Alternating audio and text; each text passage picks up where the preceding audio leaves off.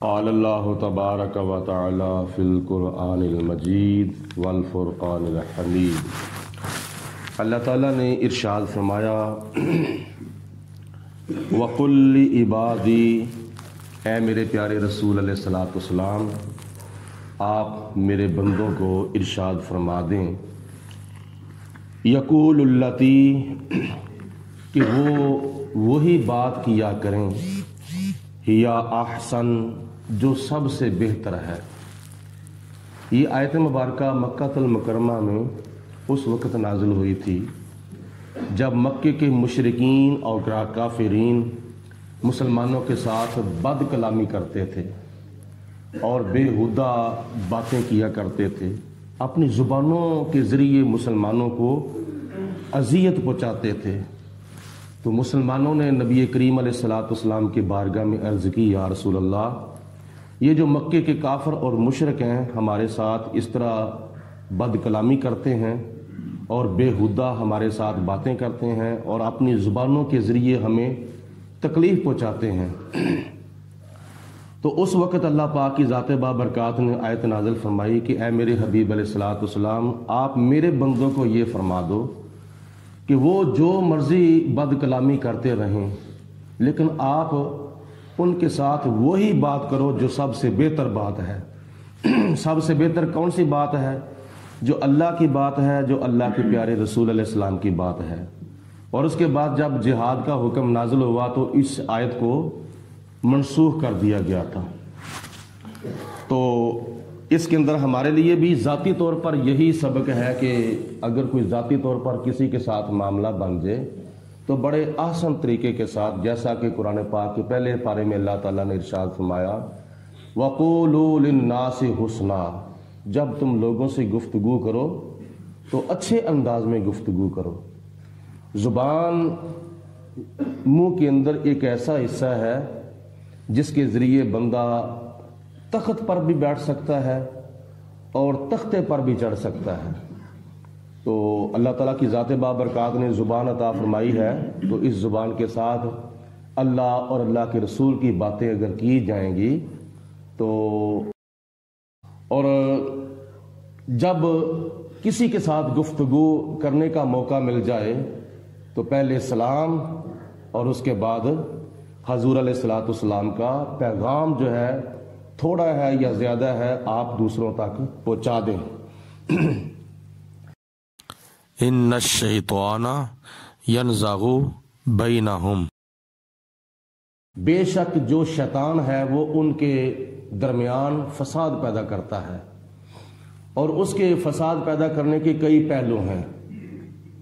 جیسا کہ ایک حدیث پاک میں آتا ہے کہ جب اذان ہوتی ہے، مؤذن جب مسجد میں اذان پڑھتا ہے تو شیطان وہاں تک بھاگ جاتا ہے جہاں تک اذان کی آواز جاتی ہے۔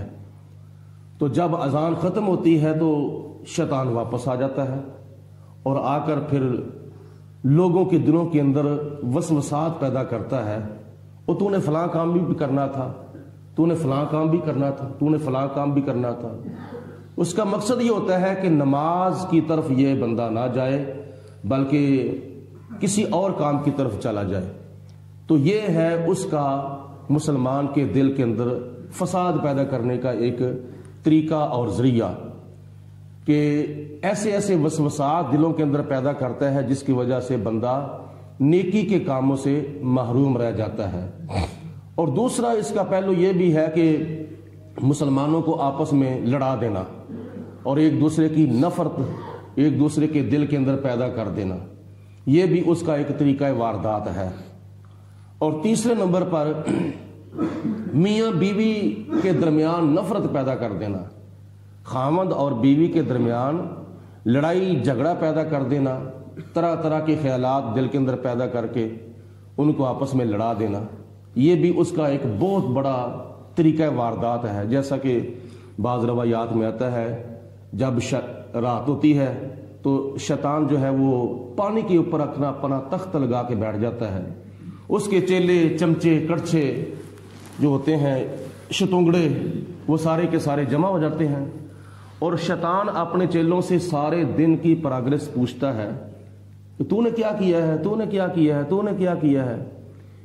ایک شیطان کہتا ہے کہ میں نے کسی کو نماز سے روک دیا، دوسرا کہتا ہے کہ میں نے کسی کو شراب پلا دی، تیسرا کہتا ہے میں نے کسی کو سود کھلا دیا، چوتھا کہتا ہے کہ میں نے کسی کو فلاں نیکی سے منع کر دیا، فلاں کام کرنے سے منع کر دیا، اور میرے وسوسے پیدا کرنے سے فلاں نیکی کے کام سے محروم ہو گیا ہے۔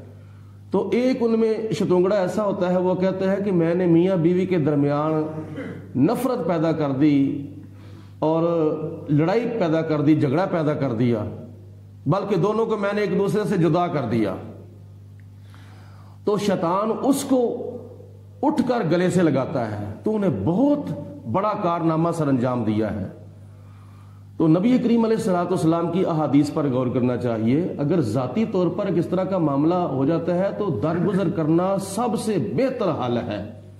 اپنے گھروں کے اندر سلوک اتفاق حاصل کرنے کے لیے، محلے کے اندر یا معاشرے کے اندر اتفاق و اتحاد حاصل کرنے کے لیے درگزر بہترین حل ہے ذاتی طور پر۔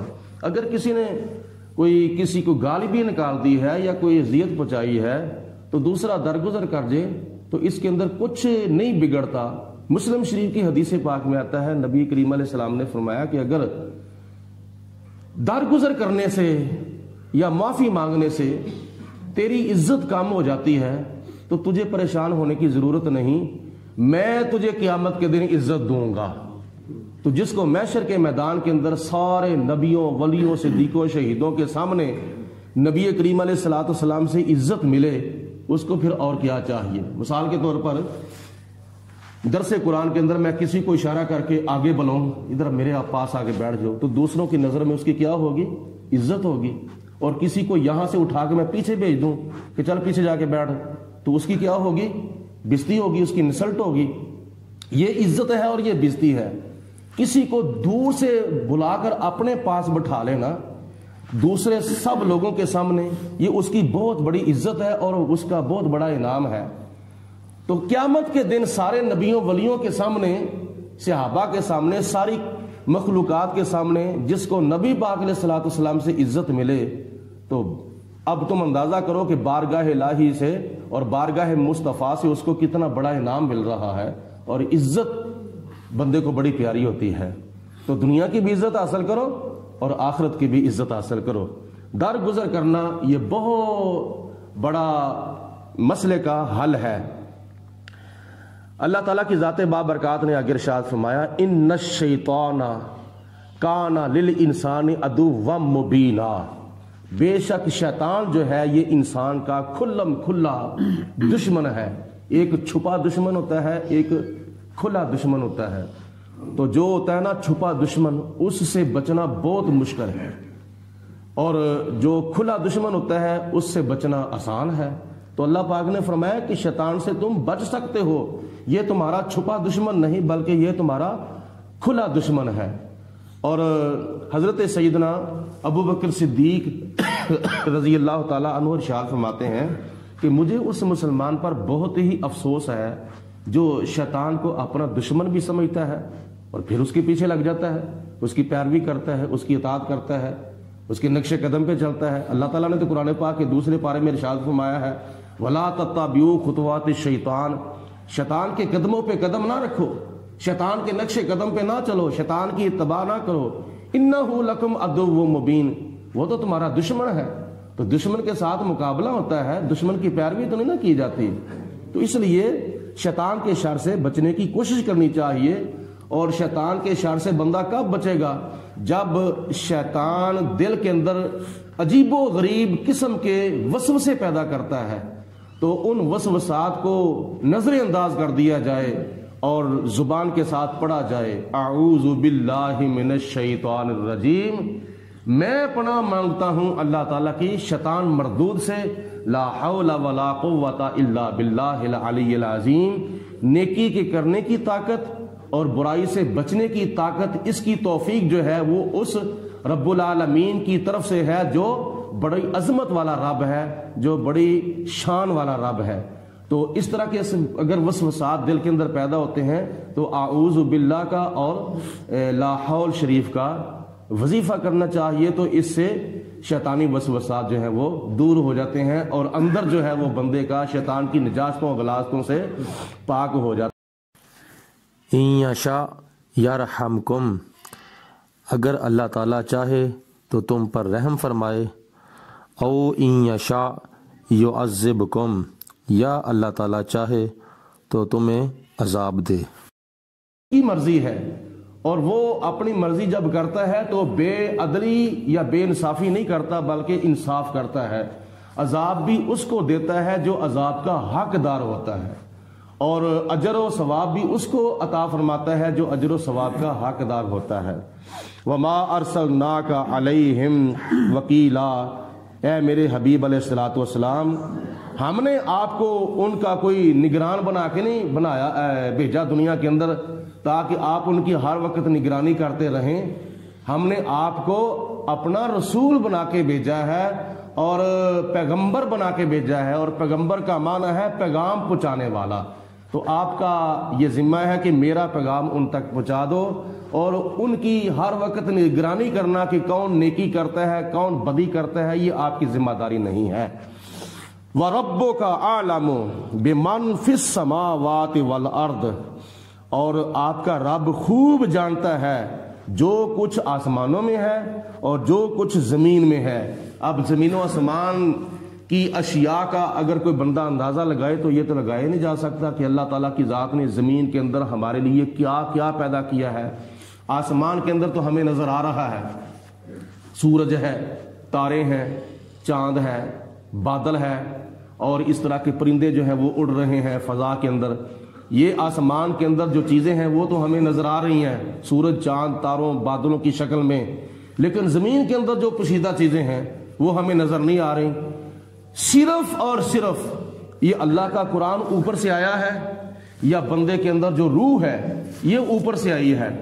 باقی جتنی بھی نعمتیں خدا تعالیٰ نے پیدا کی ہیں وہ خدا تعالیٰ نے ہمارے لیے زمین سے پیدا کی ہیں۔ تو زمین کے اندر بے شمار نعمتیں ہیں، جیسا کہ اللہ پاک نے فرمایا وَإِن تَعُدُّوا نِعْمَتَ اللَّهِ لَا تُحْصُوهَا، اگر تم خدا کی نعمتوں کو شمار کرنا چاہو تو تم شمار نہیں کر سکتے، ان کی گنتی کو اللہ تعالیٰ جانتا ہے۔ وَرَبُّكَ أَعْلَمُ بِمَنْ فِي السَّمَاوَاتِ وَالْأَرْضِ، اے میرے حبیب علیہ الصلوۃ والسلام، آپ کا رب زمین و آسمان میں جو کچھ بھی ہے سب کچھ اللہ تعالیٰ جانتا ہے۔ وَلَقَدْ فَضَّلْنَا بَعْضَ النَّبِيِّينَ عَلَى بَعْضٍ، اور بے شک ہم نے نبیوں کے اندر بعض نبیوں کو بعض نبیوں پر فضیلت عطا فرمائی ہے۔ حضرت آدم علیہ الصلوۃ والسلام کو صفی اللہ بنایا، نوح علیہ السلام کو نجی اللہ بنایا، ابراہیم علیہ السلام کو خلیل اللہ بنایا، اسماعیل علیہ السلام کو ذبیح اللہ بنایا، داؤد علیہ السلام کو خلیفۃ اللہ بنایا، عیسیٰ علیہ السلام کو روح اللہ بنایا، موسیٰ علیہ السلام کو کلیم اللہ بنایا۔ ہمارے پیارے آقا مولا آخری نبی آخری رسول حضرت محمد مصطفیٰ صلی اللہ علیہ وسلم کو حبیب اللہ بنایا ہے۔ یہ ہے نبیوں کی اوپر شان اور فضیلت۔ خدا کی ذات بابرکات نے آگے فرمایا وَآتَيْنَا دَاوُودَ زَبُورًا، اور ہم نے حضرت داؤد علیہ السلام کو زبور عطا فرمائی۔ جس طرح یہ قرآن پاک اللہ کی کتاب ہے اس طرح زبور بھی اللہ کی کتاب ہے، تورات بھی اللہ کی کتاب ہے، انجیل بھی اللہ کی کتاب ہے۔ تو خدا کی ذات بابرکات نے زبور حضرت داؤد علیہ السلام پر نازل فرمائی، تورات حضرت موسیٰ علیہ السلام پر نازل فرمائی، انجیل حضرت عیسیٰ علیہ السلام پر نازل فرمائی، قرآن پاک آخری کتاب آخری نبی حضور علیہ السلام پر اللہ پاک نے نازل فرمایا۔ جمعہ کا دن نبی پاک علیہ السلام نے ارشاد فرمایا ہے کہ یہ غریبوں کے لیے حج کا دن ہے۔ کیسی خوشخبریاں نبی پاک علیہ السلام نے ارشاد فرمائی ہیں۔ جو خانہ کعبے کا حج کر سکتے ہیں صاحب استطاعت، ان کے اوپر تو خانہ کعبے کا حج فرض ہے۔ زندگی کے اندر ایک مرتبہ خانہ کعبے کا حج فرض ہے، چاہے 5 لاکھ لگ جائے، چاہے 10 لاکھ لگ جائے، چاہے 8 لاکھ لگ جائے۔ آج کل یہ بھی بڑی پرابلم بنی ہوئی ہے، اور افسوس کی بات یہ ہے کہ تیسرا سال آ گیا ہے، سعودی حکومت نے حج کو محدود کر دیا ہے۔ پہلے سال 1000 بندے نے حج کیا، اور پچھلے سال 60,000 حاجیوں نے حج کیا اور اس دفعہ بھی حج کو محدود کر دیا گیا ہے۔ یہ کتنی ہماری بد نصیبی ہے، کتنی ہماری بدقسمتی ہے۔ تو اللہ پاک کی ذات بابرکات یہ رکاوٹیں ختم کرے، اور جو لوگ مشرق و مغرب شمال و جنوب تک حرمین شریفین کی حاضری کے لیے تڑپتے ہیں، اللہ پاک کی ذات بابرکات ان کو بخیر و عافیت حرمین شریفین کی حاضری نصیب فرمائے۔ تو جو وہاں جا سکتے ہیں وہ تو جا سکتے ہیں، جو لاکھوں پتی ہیں، جو صاحب استطاعت ہیں، لیکن جو صاحب استطاعت نہیں ہیں، اللہ پاک نے ان کے لیے یہاں حج کا ثواب حاصل کرنے کے بڑے ذرائع اور بڑے اسباب پیدا فرمائے ہیں۔ ان میں سے ایک تو یہ ہے کہ جب تم صبح اٹھو تو اپنے والدین کو بڑی محبت کے ساتھ دیکھو۔ جب تم اپنے والدین کو محبت کے ساتھ دیکھو گے، خدا تعالیٰ تمہارے نامہ اعمال کے اندر مقبول حج کا ثواب لکھ دے گا۔ ایک مرتبہ دیکھو تو ایک حج کا ثواب، 2 مرتبہ دیکھو تو 2 حجوں کا ثواب، 3 مرتبہ دیکھو تو 3 حجوں کا ثواب، 4 مرتبہ دیکھو تو 100 مرتبہ دیکھو یا 1000 مرتبہ دیکھو تو 1000 حجوں کا ثواب۔ اور اس کے علاوہ یہ اللہ تعالیٰ کا گھر ہے، اس کے حقوق ادا کرنے کے لیے بھی اللہ پاک نے اس طرح کے ذرائع پیدا فرمائے ہیں۔ جیسا کہ نبی پاک علیہ الصلوۃ والسلام نے ارشاد فرمایا، جو بندہ اپنے گھر سے وضو کرتا ہے، اپنے گھر سے وضو کرے اور وضو کرنے کے بعد مسجد میں آ کر جماعت کے ساتھ نماز ادا کرے، نبی پاک علیہ الصلوۃ والسلام نے فرمایا ایسا ہی سمجھو جیسا وہ اپنے گھر سے احرام باندھ کر خانہ کعبے کا حج کرنے کے لیے گیا ہے۔ جو بندہ اپنے گھر سے خانہ کعبے کا حج کرنے کے لیے احرام باندھتا ہے تو جہاں تک جاتا ہے خانہ کعبے تک اپنے گھر سے، اس کے اوپر حج کی پابندیاں جو ہیں وہ شروع ہو جاتی ہیں، لبیک اللہم لبیک کہتا جاتا ہے۔ جب بندہ عمرہ کرنے کے لیے جاتا ہے ایئرپورٹ سے یا میقات آنے سے پہلے احرام باندھتا ہے، میقات آنے سے پہلے احرام باندھنے کا حکم ہے۔ اور جو بندہ اپنے گھر سے احرام باندھ کر خانہ کعبے کا حج کرنے کے لیے جائے، اس کے لیے کتنا ثواب اور کتنا اجر ہے۔ تو جب بندہ مسجد میں آئے گا، آ کے جماعت کے ساتھ نماز ادا کرے گا، تو اس حدیث پاک کی روایت کے مطابق اللہ پاک اس غریب کو حج کا ثواب عطا فرمائے گا، نماز بھی ادا ہو جائے گی اور حج کا ثواب بھی اللہ تعالیٰ اس کو عطا فرمائے گا۔ تو اس طرح کی نیکیوں کو ضائع نہیں کرنا چاہیے۔ اگر آپ لوگوں کے گھر کے اندر پانی کی سہولت موجود ہے، وضو کرنے کا آپشن ہے، تو اس آپشن کو اور اس ثواب کو ضائع نہ کریں۔ مسجد میں بھی وضو کیا جا سکتا ہے، منع نہیں ہے، لیکن کوئی اچانک اس طرح کا معاملہ بن جائے، وضو ٹوٹ جائے یا حاجت رفع پیش آ جائے، تو اچانک مسجد کے اندر بھی وضو کیا جا سکتا ہے۔ لیکن اگر گھر کے اندر وضو کر کے بندہ مسجد میں آئے تو زیادہ فضیلت ہے اور زیادہ ثواب ہے۔ تو پھر جمعے والے دن جمعہ پڑھنا، مسجد کے اندر آ کے خطبہ جمعہ سننا، جو غریب ہیں ان کے لیے نبی پاک علیہ السلام نے فرمایا کہ جمعے کا دن غریبوں کے لیے حج کا دن ہے۔ تو اللہ پاک کی ذات بابرکات ہم کو زیادہ سے زیادہ وقت اللہ کے گھر میں گزارنے کی توفیق عطا فرمائے۔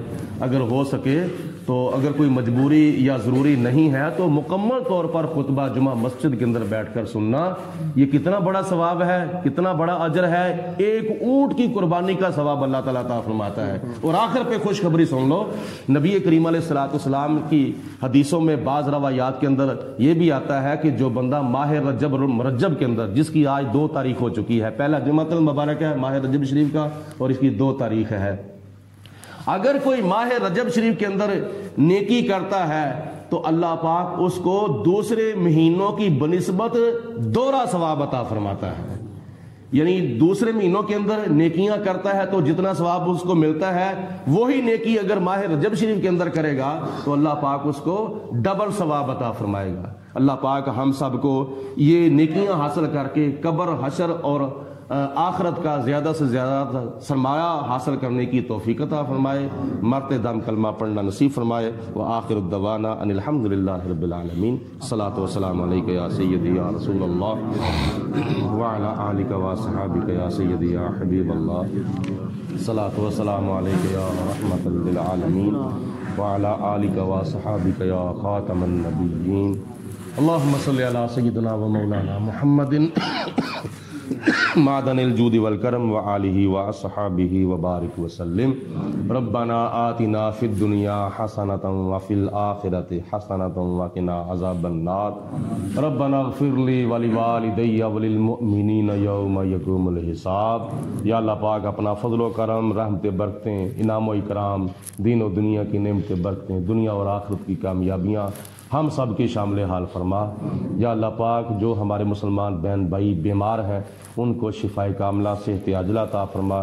بالخصوص جامع مسجد قمر الاسلام کے جتنے بھی نمازی بیمار ہیں، اور بالخصوص جناب محمود بٹ صاحب جو کہ صبح کی کافی عرصے سے آ کر مسجد کے اندر اذان پڑھ رہے ہیں، ان کی اہلیہ محترمہ بیمار ہے، یا پروردگار عالم اپنے محبوب علیہ الصلوۃ والسلام کے توسل سے محلہ داروں کے اندر، مسجد کے نمازیوں کے اندر، دور و نزدیک سے، اور جتنے بھی ہمارے احباب نمازی حضرات موجود ہیں ان میں سے جس کے جتنے بھی رشتہ دار بیمار ہیں، یا رب العالمین سب کو شفاء کاملہ صحت عاجلہ عطا فرما۔ یا اللہ پاک سب کو دونوں جہانوں کی کامیابیاں حاصل کرنے کی توفیق عطا فرما۔ یا اللہ پاک ہم سب کو نماز جمعہ اور خطبہ جمعہ کے فیض و برکات سے مالا مال ہونے کی توفیق عطا فرما۔ ماہ رجب المرجب کے معمولات کو بجا لانے کی توفیق عطا فرما۔ حسبنا اللہ و نعم الوکیل، نعم المولا و نعم النصیر۔ ایک دعا ہے حدیث پاک کے اندر آتا ہے، مشکوٰۃ شریف کی حدیث پاک میں، جب ماہ رجب شریف شروع ہوتا تھا تو نبی پاک علیہ الصلوۃ والسلام وہ دعا مانگا کرتے تھے، اور میں بھی دعا پڑھتا ہوں، بلکہ آپ کو پڑھاتا ہوں، میرے ساتھ وہ پڑھیں۔ چھوٹی سی دعا ہے 2-4 جملوں کی، تاکہ نبی پاک علیہ الصلوۃ والسلام کی سنت ادا ہو جائے، کیونکہ ماہ رجب شریف شروع ہو چکا ہے۔ پڑھیں میرے ساتھ مل کر، اللہم بارک لنا فی رجب و شعبان و بلغنا رمضان۔ اس کا ترجمہ یہ ہے کہ یا پروردگار عالم ہمیں ماہ رجب کے اندر اور ماہ شعبان کے اندر برکتیں عطا فرما، اور ہمیں ماہ رمضان المبارک تک پہنچنا نصیب فرما۔ حسبنا اللہ و نعم الوکیل، نعم المولا و نعم النصیر، لا الہ الا انت سبحانک انی کنت من الظالمین۔